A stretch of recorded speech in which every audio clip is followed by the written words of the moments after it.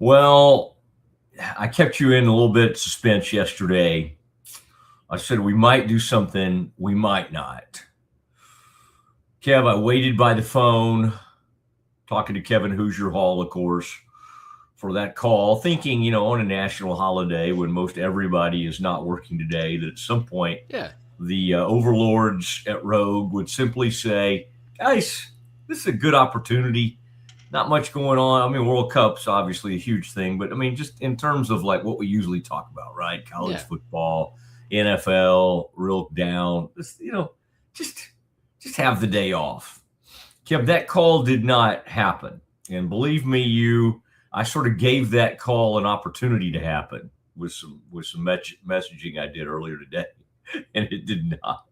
And, it's always good to have like a company. Like if you decide to maybe take a day, you want to make sure like somebody like Pete Souza is also taking a day. And so I texted Pete yesterday, said, you doing your show today? And he said, yes, much to my chagrin. But that said, why the heck not? We're here. I mean, I'm going to play some tennis, maybe get in the pool later. But I've been in some weird way, even if we were off today, some of the stuff I'm reading and watching, is all preparing me for something like this. So we'll do kind of an abbreviated show, and good to have Kevin alongside as he gets ready to have a big family movie night, Friday night, trying to choose what that might be. And then as we speak, we've got drama out in Arlington. Egypt and Australia are playing. Australia last night, Kev, I saw they call them the Socceroos, the fans of Australia, the Socceroos. They were at the Rangers game last night. Tigers were playing. Rangers pulled away. And last I looked, they were way up like 9-3. I think that's about how they won. 9-3. And so there you go.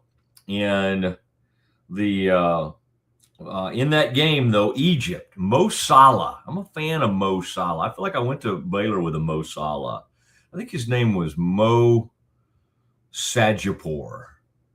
He went to Baylor with us. And he was a photographer for the Dallas Morning News at one point. And he was of Iranian descent. Iranian? Anyway, the Egyptians have taken a 1-0 lead over Australia. And as Kevin was reporting to me earlier, they did that in the 13th minute. So got on the board early out there. And then I noticed one big update was that Salah starts for Egypt.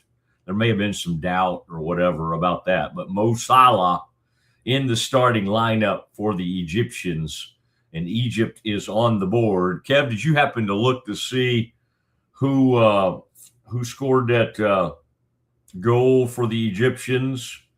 Now, last night I was watching, and golly, we had something kind of. Who do we have going like? Oh, there was something that happened also, Kevin. I don't know if you saw this. There was some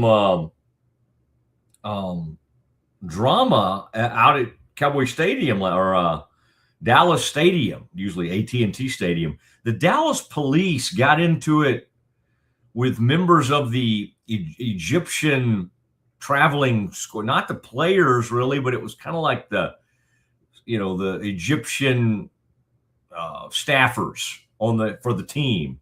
And man, there was some altercation, looked to be a little bit of shoving or something going on. Like it was not pretty. So I'm not exactly sure what happened. Now that goal, Kev, was a header. Said after Salah's flicked free kick sets up a Shore to shoot from an angle. And it says the latter's blocked shot isn't fully cleared by Australia's defense. And they picked up the ball on the right side of the box. Hafez floated a superb pass across towards a shore at the back post, and he powerfully headed home for his second goal of this World Cup. Assist goes to Hafez. The goal goes to Ashur. You know any of these guys, Kev? Or Yeah. did you take a peek at this in real time? Basically, yeah, it's kind of on the left side, or what we call the near side of the 25-yard box. They sent it in. It was a header that kind of half got cleared, and then they got kind of a reset set piece where it wasn't a dead whistle set piece, but it kind of got headed out of the 25-yard, and they reset, and the same guy who got the first header got the last header that got it in. Ashur. Imam Ashur. Okay. All right. So we're on top of that. And by the way, Germans are already firing people. I think their coach is out. And they've lined up a new coach. Julian Nagelsmann is out as the German head coach, following the team's shocking exit from the World Cup at the hands of Paraguay in the round of 32. It looks like Jurgen Klopp will replace him. They're hoping that happens. All right. And so they are moving on. Generally, if you lose and you're that good of a country and you lose that early, kind of a surprise early loss, you're gone. You're gone. He had replaced Hansi Flick as Germany's head coach in 2023 and became the country's second youngest coach at just 36 years old. It did not work out. I noticed Jurgen Klinsmann, our old coach, was commenting on that. Kev, injury updates from the World Cup. Were you telling me we've had a couple of really good players that have been injured and out right now? Who do we have? What I was saying is this would be like sort of a transitional World Cup in terms of aged veterans, and so we've lost some of the aged veterans. The first one being Virgil van Dijk with the Netherlands, assuming in his last World Cup. Got it. And then last night we lost another one with Modric from Croatia being falling to Ronaldo getting his first knockout World Cup goal ever on a PK as Portugal came down to win 2-1 after being down 1-0 in the second half. Wow. All right. That was the one I was watching last night. I was watching the Rangers. We went to the local pub for a little while and got a hold of some nice flatbread. And we're watching the World Cup there. And apparently the other night, Kevin, this is my favorite little local watering hole because my buddy owns it. But in fact, I think they might want to be sponsors of ours. Might need to line that up. The Wednesday night for the American game, just massive crowd there. And it's just like a little neighborhood bar. It's nice. It's a nice place, but speaking of massive. Did you see the numbers? The viewing numbers. And I think it peaked at over 30 million. But this is Fox's numbers. Yesterday, Kevin, we were kind of talking about, I think, Telemundo's numbers, and that was a big number. But this is the Fox overnight viewers. Ratings come in, the U.S. versus Bosnia-Herzegovina. Most watched soccer telecast in English language U.S. history. Okay. All right. We'll go with that. 24.429 million viewers. It's big.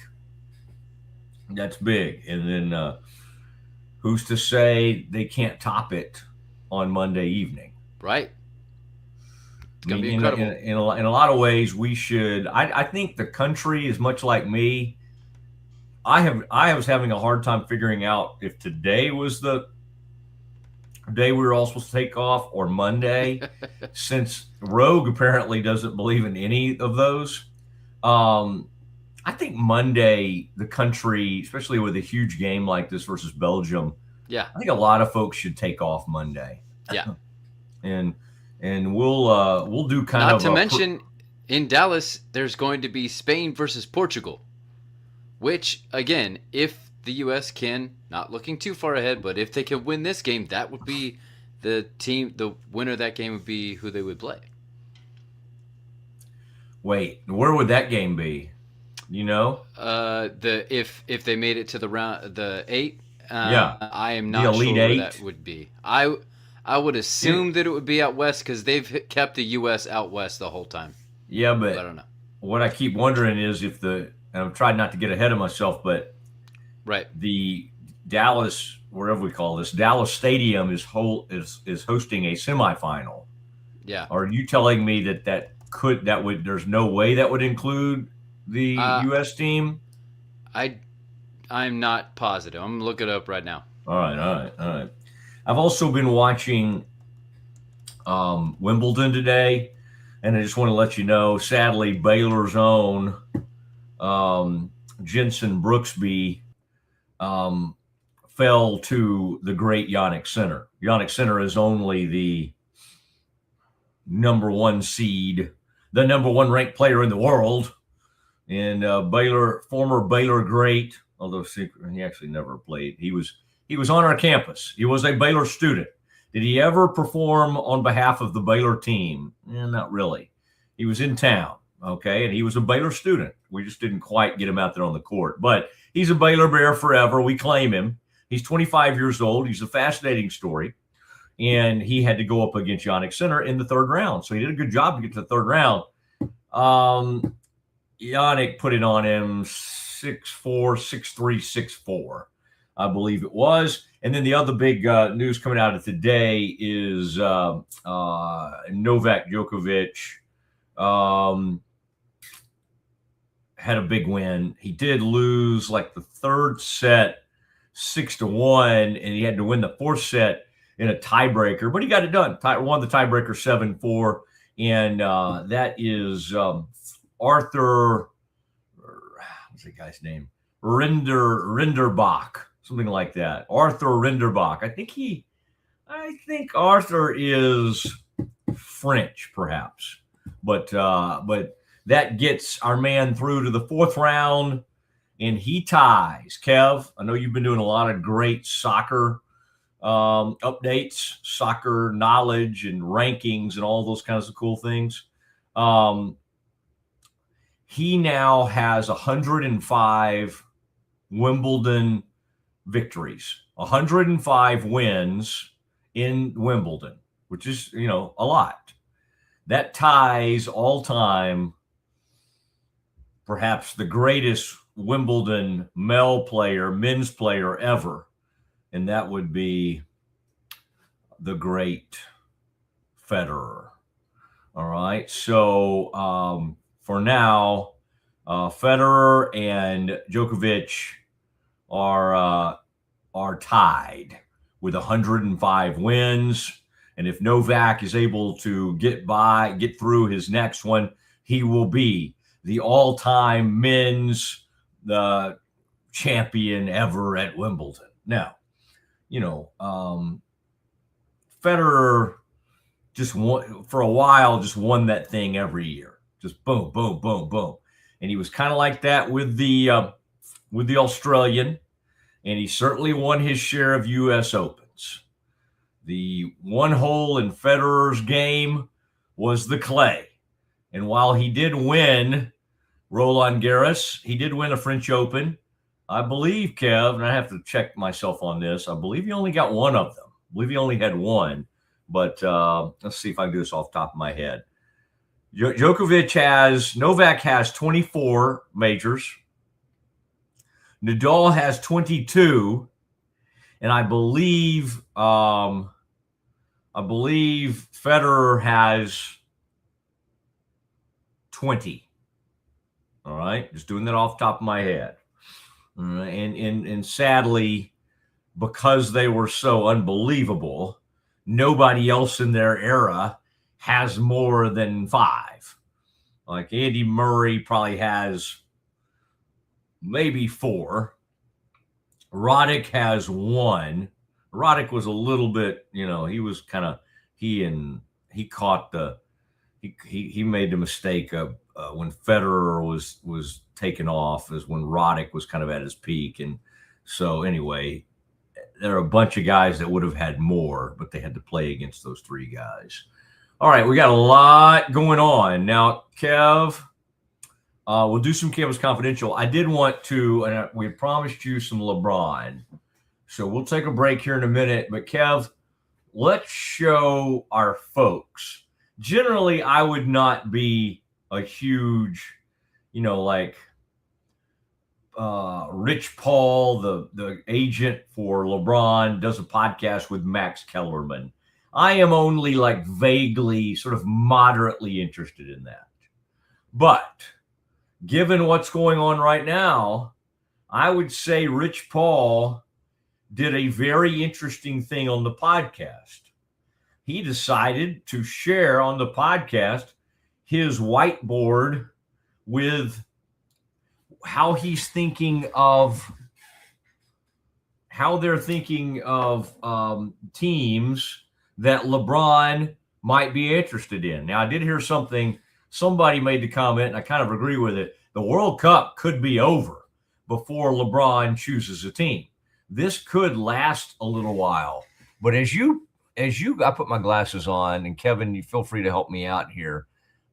If we can kind of zero in on this, what you'll start to see is different teams, different lineups, and it kind of tells you what LeBron has interest in.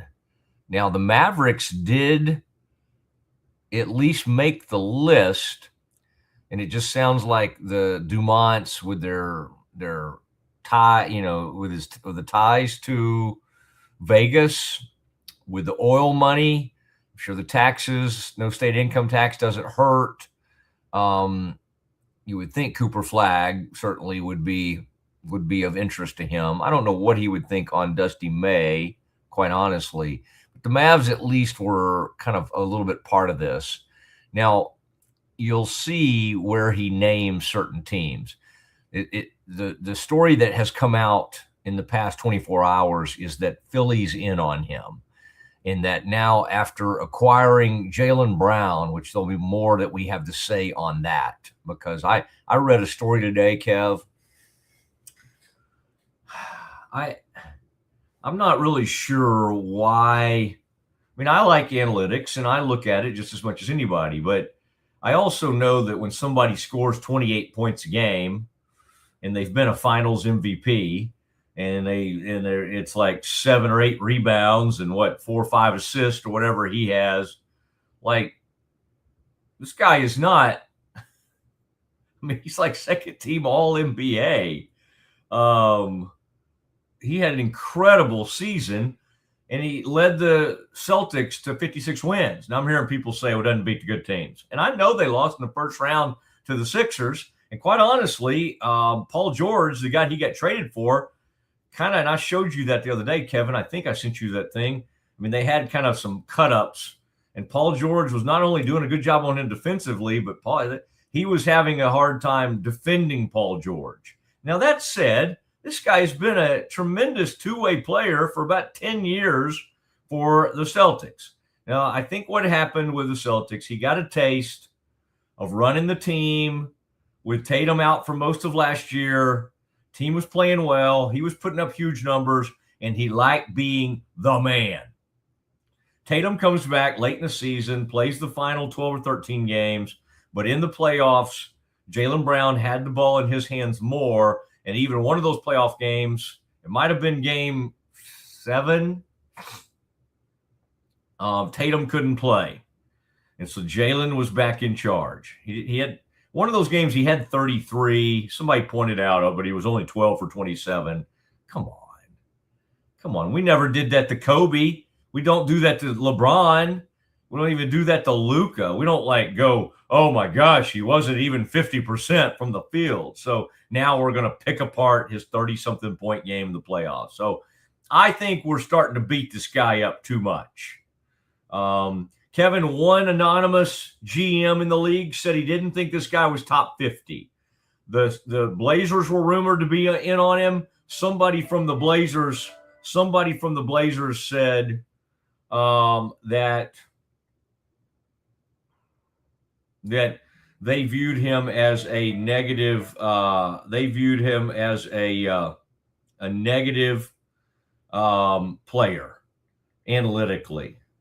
Apparently, analytics hate this guy. I mean, I think I will make another reference here that I think this is a part of. I sent you earlier that Caitlin Clark was voted the Eastern Conference Player of the Month when she injured herself and didn't even play in 2 of the games, and borderline some of her other players on her own team. Sophie Cunningham had 6 threes in one game, played better than her this month, and yet she was not even voted as a all-star starter by most of the people in the league. This has to do with jealousy. Well, that's okay, but okay, it's an interesting thing. I mostly want to stick with Jalen on this, but I would just say in her case, I'm saying I think it's the same thing with him. Okay, but what I'm saying back to you is that with her, she's such a singular driving force and should be and is the face of the WNBA that's just true flat out jealousy. It doesn't make as much sense for people to be jealous of Jaylen Brown. He's not the face of the league. He's nowhere near in terms of just overall star power and appeal. Now, of course, he makes way more money because the men's game, drives more money and the market dictates that. But he's nowhere near the star power that Caitlin Clark is. Now, is there? And see, Kev, these are other teams saying this. Like, they don't really have any reason to be jealous of him. It's a very strange thing. Like, why? Even within his own group, to me, Kevin, if there is jealousy, don't you think their fan bases kind of would want an answer as to why their team didn't go after them, and so those front offices need to kind of give some kind of front end explanation for that? Yeah, but that's not really jealousy. That's something different. Yeah, maybe they are trying to explain that to their fan bases. Somebody also leaked another thing out where they had, I mean, it was like some people are leaking out all kinds of stuff, but it was kind of like, what their numbers were in the playoffs with his usage rate being high. And then when Tatum was out there, like when he was off the court, how good they were. Oh, here's the one they leaked. Here's what they leaked. And I thought this was ridiculous. They view Derek White's season being better than Jaylen Brown's season. Somebody leaked that out of there. That's a joke. I mean, I like Derek White fine. I mean, I didn't really like him when he was, helping to shoot the Mavs out of the finals a few years ago. But I mean, we know what Derek White is, Kev. Derek White is a nice spacer, pretty good defender, rebounder. I mean, there's a lot of things to like about Derek White. Shooter, pretty good 3-point shooter. I mean, there's nothing to dislike about him. But like, if he had to lead your team without Jason Tatum, you'd be dead. You'd be DOA. And then they tried to say that last year when Jalen was off the court, the numbers were better and all this. Give me a break. Yes, in a limited time, Peyton Pritchard and Hauser and some of those guys probably were fine and probably put up nice numbers.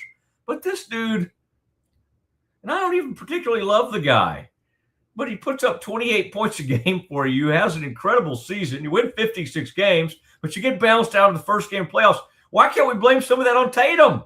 You weren't used to playing with Tatum the whole season. He wasn't probably totally himself yet. He comes back from having sat out forever from that really bad injury. And that happened in the Kev, was that the finals or Eastern Conference Finals? I mean, anyway, it was really horrible when it happened. I'm just trying to remember when exactly that happened. But it happened. It You wouldn't remember, have been Kevin? the Eastern Conference because they didn't make it that far.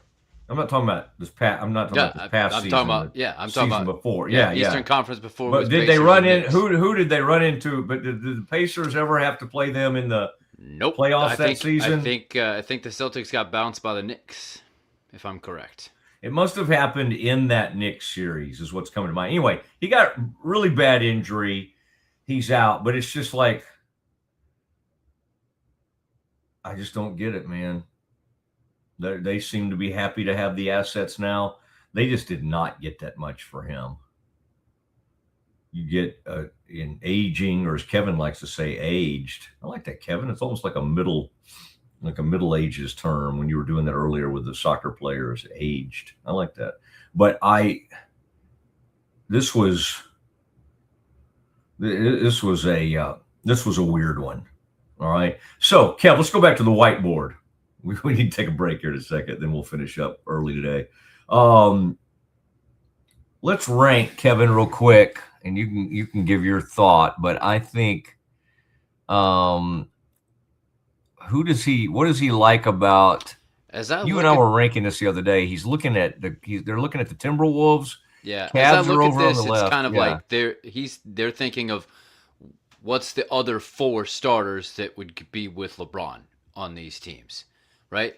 And I think it was even mentioned online several times that he said that if the Knicks don't win the championship, they're a solid option, maybe even the top option. But with them winning the championship, that kind of knocks them down because they don't need him. They've proven that they don't need him. I think that's, and yeah, he said that about the Knicks. You're right. Yeah. That's what Rich Paul said in this podcast.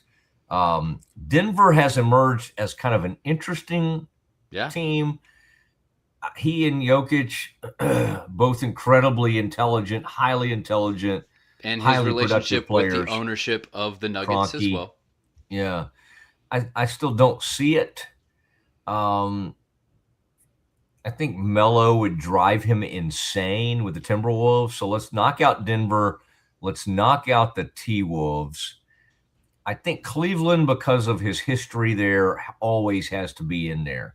Yep. I don't know. Most people at some point are going to let James Harden drive them insane. I don't know where kind of their friendship is. I would imagine, they've been together over the years and probably are fine, but most superstars are, maybe they don't say this publicly, but they're not dying to play with Harden. Mitchell is a different kind of superstar. Mitchell is a little more like Dirk in that he knows he's good. He is a superstar and he has all those qualities, but he doesn't quite carry himself like most superstars. There's at least a tinge of humility to Donovan Mitchell is the way I would put that. So which one of these teams do you think, because let's be honest, we're talking about one season, right? LeBron only really has one season left in him.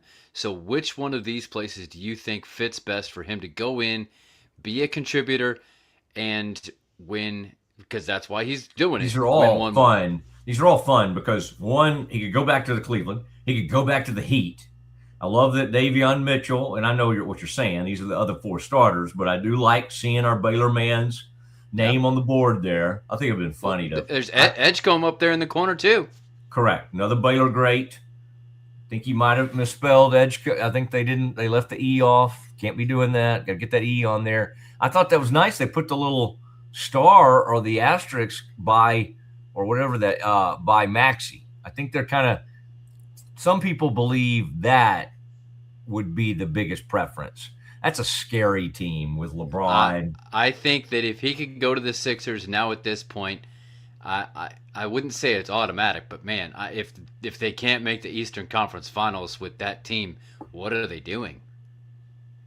Well, but again, Kevin, I'm not disagreeing with you, but while saying that you're thinking that they might have Embiid more than like 40 games.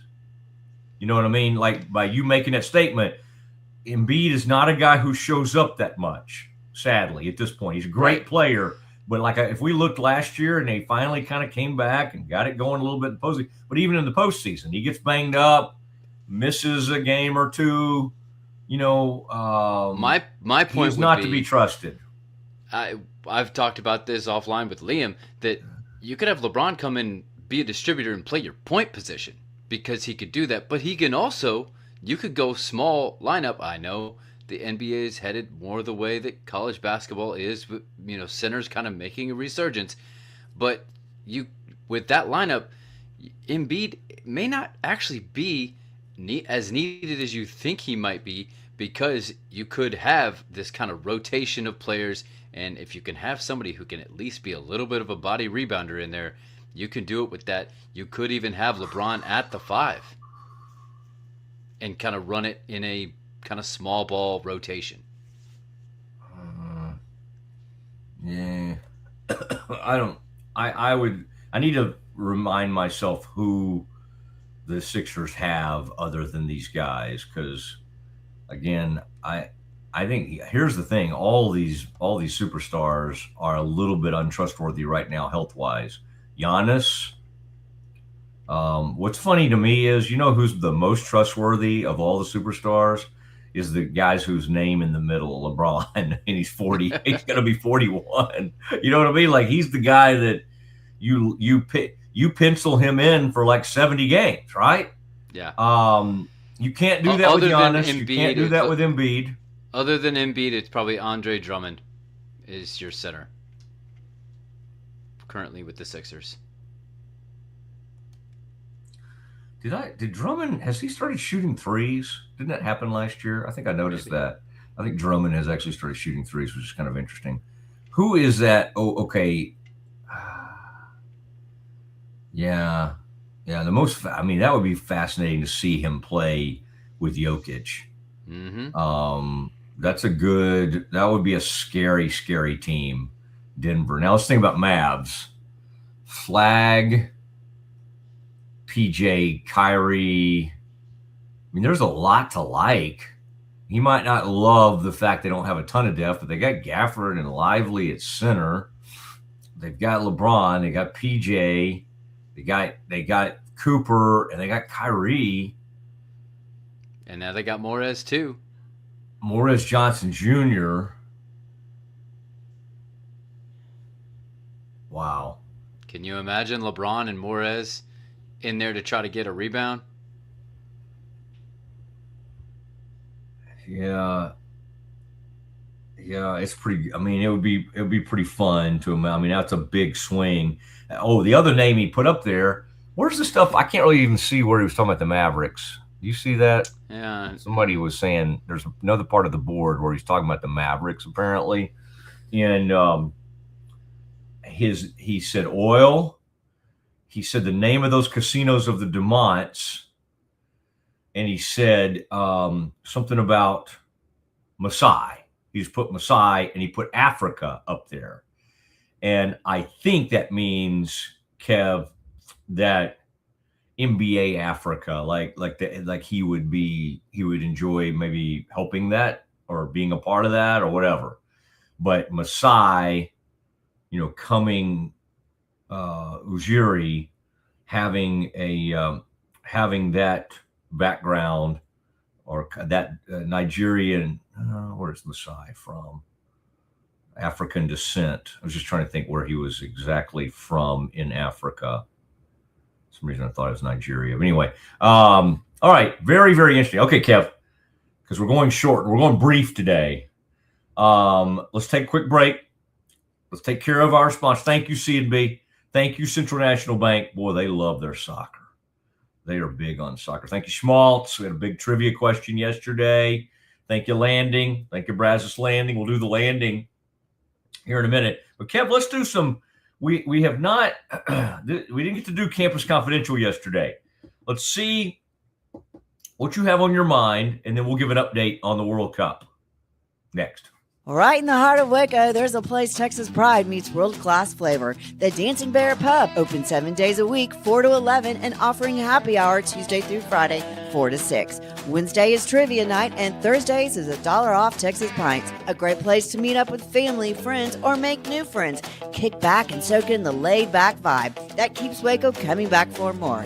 Located at 1117 Spade Avenue, Dancing Bear Pub in Waco, where great beer and good company come together. David Willey here. I got a question for you. How do you know what kind of deal you're getting on your copier? If you really want to know, give me a call and I'll be glad to talk to you about it. CTWP, your only local copier company. It's the premier charity event of the year, the 2026 Central Texas Cattle Barons Ball, presented by Ascension Providence. A fun evening filled with great food and drink, dancing, a spectacular auction, and more. This year's theme is Nashville Nights, Neon Lights, and Bullfights. Get your tickets now, donate, or be a sponsor. Help support the American Cancer Society to find a cure. The 2026 Central Texas Cattle Barons Ball, October 24th at MCC Highlander Ranch. For more information, go to centraltexascattlebaronsball.org. Celebrate America's 250th with a new boat from Marineland Boating Center. Shop Tracker, Nitro, and Ranger fishing boats, Sun Tracker pontoons, and Tahoe sports boats priced to move and ready for summer fun. Join us during the week of July 4th, featuring great deals on Tracker boats, giveaways, and family fun. Visit Marineland Boating Center, your authorized Tracker dealer at I-35 and Loop 340 in Waco, or online at marinelandwacoyamaha.com. At Schmaltz Sandwich Shop, we don't just make sandwiches, we build them with fresh ingredients, bold flavors, and homemade baked bread every single day. Toasty on the outside, goodness on the inside. Schmaltz Sandwich Shop in Waco is locally owned and operated since 1975 with 2 locations in Waco, Town West off Valley Mills and downtown off 5th Street. Whether it's lunch, dinner, or just a craving, we got the perfect bite waiting for you.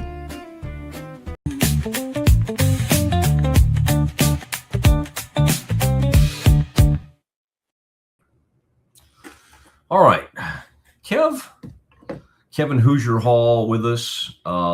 Yesterday we had the newest member of the Baylor Hall of Fame. Kev, I heard from John Morris this morning as well, who was surprised by the Baylor athletic director, Doug McNamee. Did you hear, Kevin, when we had the Baylor's best reliever ever, who's going into the Baylor Hall of Fame, Zane Carlson from Highland Park, and a great guy. We had him on yesterday, and I thought that was kind of funny, Kevin. People often, in Zane's in his 40s, and he was referring to our AD as Mr. Doug. Kevin, you being from the Midwest, this is either a biblical, like a religious related thing, or this is a Southern thing. What is this thing where we call people like by their first name, like Mr. Kevin, or people would call me Mr. Matt? First of all, let me just say I don't love it, and I'm not really for it. But I do think it has some roots in the church, because I have some memory of, like, instead of calling, to me it's confusing for kids because we learn in school to call our teachers by their last name. Mrs. Right. Busby, Mrs. Etherton. I can remember my kindergarten teacher, my first grade teacher, Mrs. Covington, right? Mrs. Blanton, Mrs. The whole thing, Mrs. Hereford. That's how we remember all our teachers. Where did this calling people like Mr. Matt or Mr. Kevin, is that kind of you feel like that's a church thing, or is that a Southern thing? I think it's more of a Southern thing.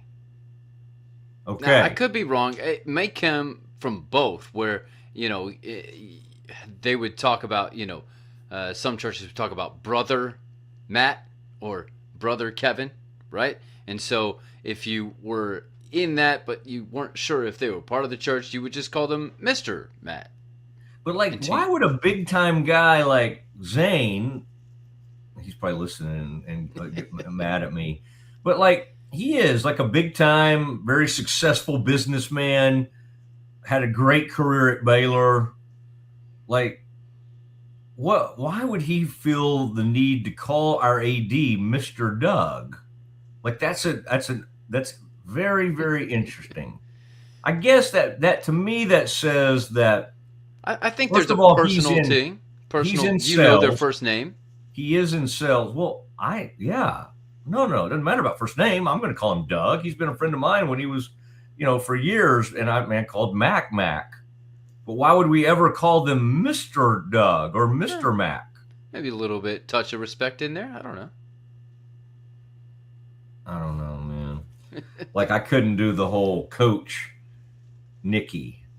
Like she wanted to be called Coach Nikki or something. And again, I think that's nice. I think what she's kind of saying, it's kind of endearing, I think, for her players and everything. But I don't want to call her that. Or just call her Nikki or whatever. Here's my thing. Here's when I dropped the coach or whatever. I did feel a little bit like I kind of almost wanted to call R.C. Slocum coach, right? Somebody of that ilk that's already in their 80s and they're like this big time. But I think once I started referring, because I covered him with the Cowboys, once I started calling Bill Parcells Bill, it's hard to call anybody else coach. It's like, oh my gosh, I got to call this person coach. So, and I called Dave Aranda. We call him Dave. We've never thought about. And I thought this was interesting. Years ago, Gary Patterson stopped letting people call him Gary, and I think he stopped letting them call him Coach P. Like he even was trying to get the media to call him like Coach Patterson. He went through this interesting phase where he was sort of demanding that. Probably that, if you think about it, that's how, in the end, that Bob Knight thing, he did not like the disrespect that and I think that kid was being a smart A, right, on campus. Yeah. That came up to Coach Knight, right? Yeah. And he called him what? Bobby? Yeah. Or do you call him Knight? What's up, Knight? He either called him "What's up, Knight," or he said "What's up, Bobby," and that did not lead to good things. And that was the end of his time at Indiana. That dumb student confrontation after he had done probably a million other things, right? Yeah. Mm-hmm. But that was the end. Let me tell you, at Tech, they were going to let him do whatever. They're like, hey, man, we love having Coach Knight out here. Let's let him do. The only thing that happened at Tech that I remember that was a funny story is they had a grocery store out there in Lubbock, and they had a nice salad bar in the grocery store. And there was an administrator he didn't like. And the way I always understood it is he got in a big hollering match with the administrator at the salad bar in the grocery store in Lubbock. Oh, man. Okay. All right, Kev, we're already kind of doing college, but let's jump into some Campus Confidential as we do abbreviated show today. Yep. Most of the country is taking the day off, as they should. We decided, Kev, to entertain the people, the masses. Yeah. Like, let's just do a quick show. And we're doing a short one. So we're doing like a 4th of July hors d'oeuvre here.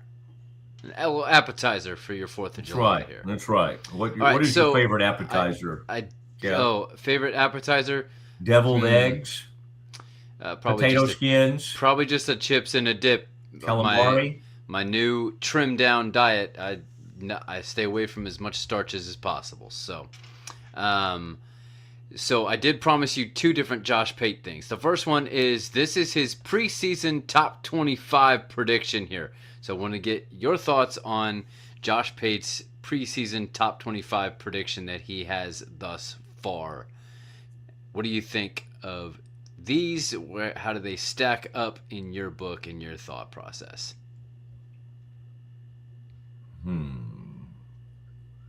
Oh, you did say something about Josh Pate. Okay, here it is. And then I have a different one for you. This is the one I didn't think you'd like, but I have another one that I think you will very much appreciate. Josh Pate's preseason top 25. There's nothing on here Was this fairly recent that he put this out? Okay. Yeah, it's a couple days ago. Nothing. I don't understand why Matt Campbell is getting so much respect at Penn State. Oh, because he's taken a bunch of Iowa State players. Oh, were they great last year? I don't recall them being great. So I would say 15 is too high in my book for Penn State. I think USC's a little low at 17. I think Iowa's too high at 18. A lot of opinions on the Big Ten, I see. Yeah, this is just what jumps out at me. I would say that everything else, I wouldn't have UT number 1, but that's okay. I kind of like seeing them number 1 because then that's the one I thought you would just absolutely not like at all. I think it's funny because they have nowhere else to go but down, right? It's just like, that'll lead to Sark at some point saying, we didn't tell people to put us 1. We didn't think we were number 1. Because a lot of coaches don't want the expectations to be quite that high. 2 and 3 gets very interesting in my original home state. Yeah. I would say that even what came out of the and I talked to somebody, by the way, where their son went to the Manning camp, and they were giving me some feedback. Yeah. But I was a counselor there and plays quarterback at Colorado State, starting quarterback at Colorado State. Used to be at TCU and then was at OSU and is now at Colorado State. But I was seeing the other day, I was listening to Todd McShay, and he was there. He was at the camp. And the stuff he was saying about CJ Carr, wow. I mean, I got to say, I did kind of have a moment where I was like, goodness gracious. I mean, I respect the guy, and I think he's a good young quarterback. But the way he was being talked about, the way he looked, but also the way he conducted himself in kind of leadership style, they were raving about him. So here's who I think are the biggest boom or bust teams. Let me give you where I'm of these teams that are either going to be, we're going to say they were ranked too low or ranked too high. LSU is a boom or bust team sitting there at 10. Could easily finish top 5, but could also struggle because we just don't know exactly what he's put together. He's put together a very interesting team, and to me, it's kind of like an all-star team. Yeah. We never know how all that stuff's going to come together. For instance, where would Texas Tech be if Brendan Sorsby was still on this roster? And I think the answer is 7 or 8. I think they would be where Georgia or A&M are right now. So they're dropping them down about 4 spots. So I find that to be very, very interesting. Let me give you one other boom or bust team.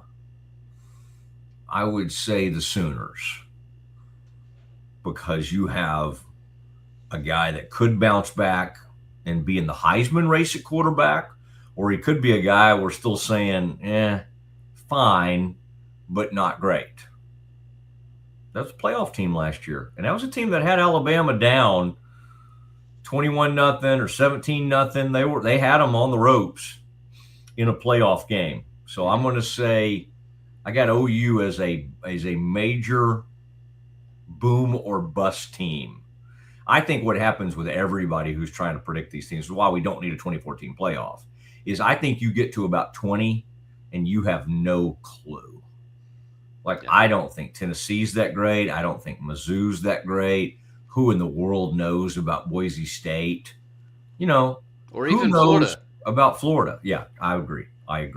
And it's like we just don't know what to do with Iowa. All we know is that they're going to be boring. It's the only thing we can ensure. They might be okay, but like name me the last time in Iowa the Hawkeyes beat a team like Michigan, Ohio State, Indiana. Now, I'm sure they were beating Indiana back in the day, but I'm saying since Indiana has gotten good, there's no other team in the Big Ten they've beaten. Don't you remember the IU-Iowa game this year in Iowa? Indiana had to have a last-minute buzzer-beater pass from Fernando to Surratt. It was great, but the question remains: the last huge win that Iowa had in the Big Ten. It's been a long time since you could point to one and go, right? Wow. Mm-hmm. Iowa knocked off blah blah. Ohio State. It hadn't happened. Now again, that would have been a big win. Right. And that would have changed the course of last season. And that would have made us think differently of Indiana. Now, they may have been able to gather and they would have still gotten in the playoff, most likely. But they might have not achieved what they achieved. You just never know about that. What else do you have, sir, as we get ready to wrap up today's show? The second one that I promised you about Josh Pate is simply this. How do you feel about Josh Pate saying that the ending of the 2021 Baylor-Oklahoma State game in the Big 12 Championship is still one of his most watched college football games? What does that mean? Most, he's watched it back the most times? They were talking the question was posed, what college football game do you find yourself watching over and over again? And he pointed to that one. I was there. It was a great moment. I was in the press box covering the game, and I probably went down at some point to see all my friends and everything. But that was pretty awesome. And that remains the high point of the Dave Aranda experience. But it was awesome. It was incredible, and they can't ever take it away from the old Bears. And that guy's a made man,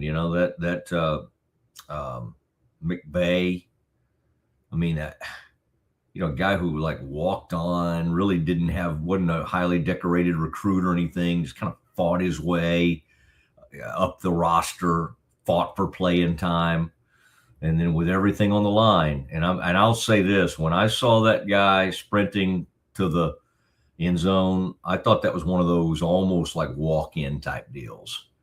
I thought the Bears were in a bad position, and that kid strings that thing out and makes the play. One of the greatest plays in Baylor football history. You got the play to beat Oklahoma that Robert made the play to Terrence Williams in the corner of the end zone.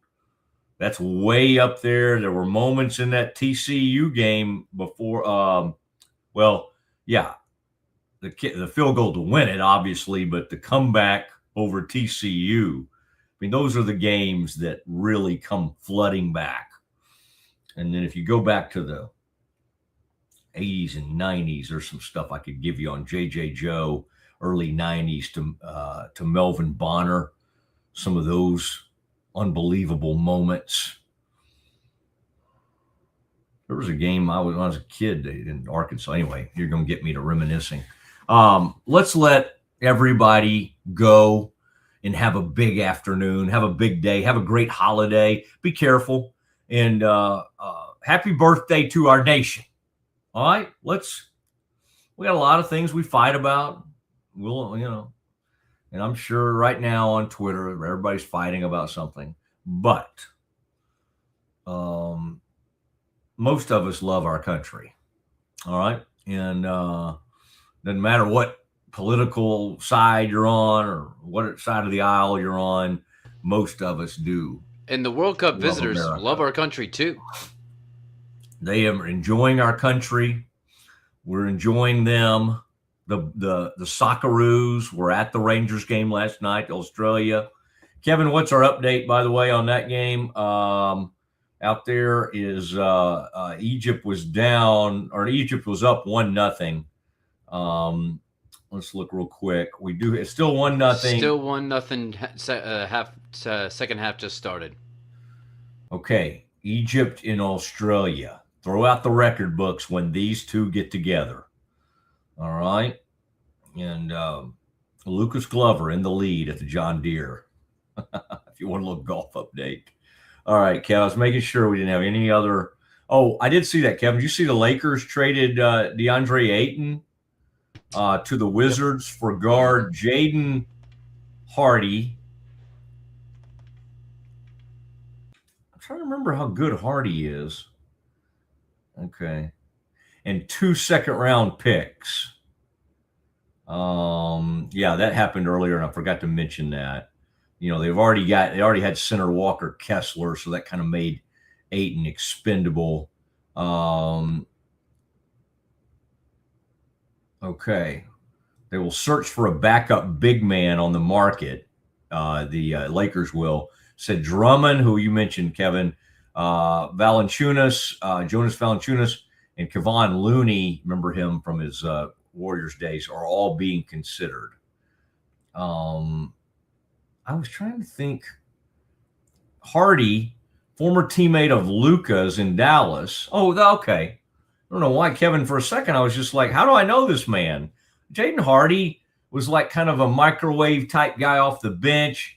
He was frustrating, but at times he could fill it up. He averaged 12.6 points on 44.3% shooting, 42% from three after being traded to Washington last season. Has 2 years and $12 million remaining on his contract with a team option. Okay. But mainly this is about getting Hardy off the books, getting him out of there. This is not like Hardy would be, or Ayton even now, all these years removed. And a reminder, Ayton was taken number 1 overall in the 2018 draft, the same draft that Luka Doncic and Jalen Brunson were taken in. Brunson not taken until number 33 in the second round. Love you guys. Happy 250th. You have been experiencing the Matt Mosley Show with Kevin Hoosier Hall. Everybody have a great 4th of July, and we'll see you back here Monday. Good night. Enjoy a quiet atmosphere with beautiful river views at the Brazos Landing, located in Waco along the Brazos River across from McLean Stadium. Enjoy homemade dishes like shrimp and grits, chicken piccata, braised short ribs, prime New York steaks, and more. Plus, enjoy a delicious dessert like creme brulee or key lime pie. Open for lunch and dinner Tuesday through Sunday. Brazos Landing in Waco, the only place where I-35 and the Brazos River meet.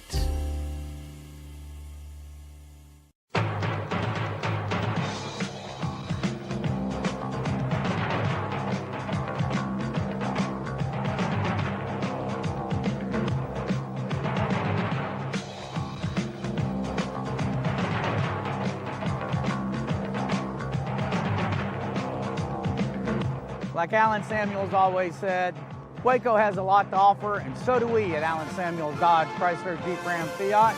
Come by, let's be friends.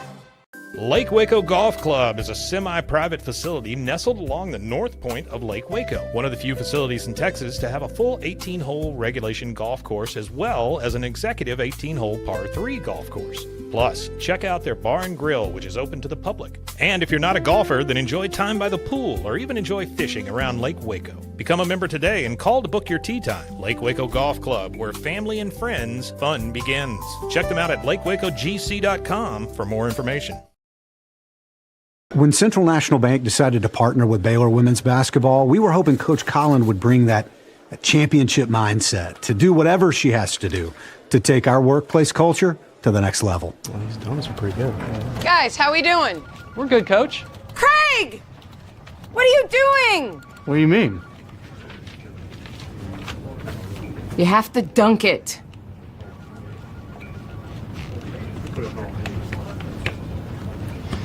So far, I think our employees are really enjoying it. Not everything's a basketball thing. Did you say something, Craig? No, ma'am. That's what I thought.